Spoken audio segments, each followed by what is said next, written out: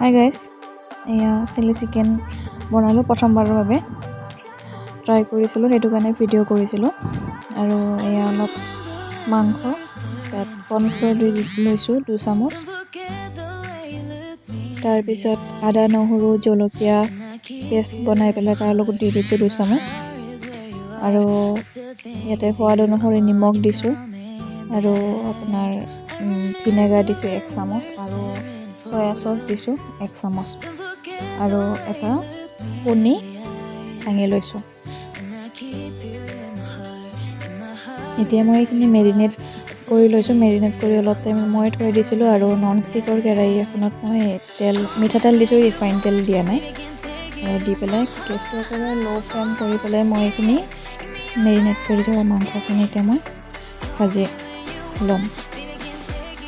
আৰু ছাইডত মাংস অলপ আৰু বহাই দিয়ক। আমি ফাৰ্ষ্ট টাইম বনাইছোঁ ন, ভাল নহ'বও পাৰে বুলি পেলাই লগতে এইখিনি নৰ্মেলকৈ মাংস মই বনাইছোঁ, আৰু এইখিনি চিলি চিকেনৰ কাৰণে ভাজি আছোঁ। আৰু এইখিনি লৈ লৈছোঁ, এইখিনিতো জানেই চবে, পিঁয়াজ, কেপচিকাম, বিলাহী আৰু জলকীয়া কাটি লৈছোঁ।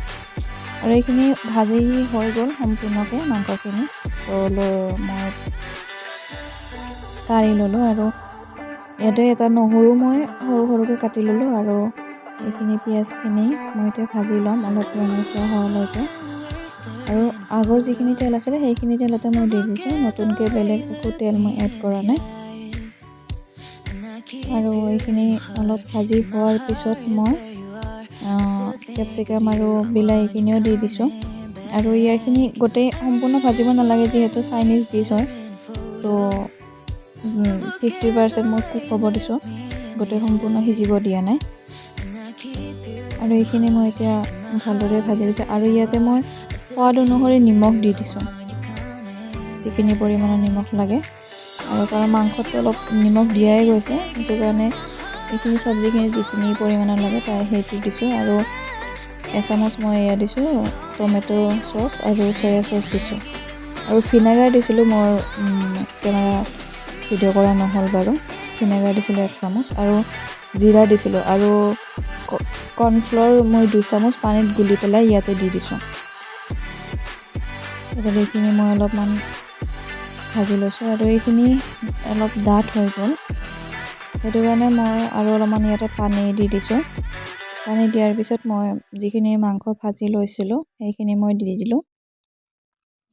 সেইখিনি আৰু বেলেগ একো দিয়া নাই। এইখিনি হোৱাৰ পিছত 2 মিনিটমান পিছত মোৰ এইখিনি হৈয়ে গ'ল। আৰু এইখিনি আছিলে। এনেকৈ আপোনালোকেও বনাই এবাৰ চাব পাৰে। মই প্ৰথমবাৰ বনোৱা হিচাপত ভালেই হৈছে খাবৰ কাৰণে। এনেকৈ আপোনালোকেও ট্ৰাই কৰিব পাৰে।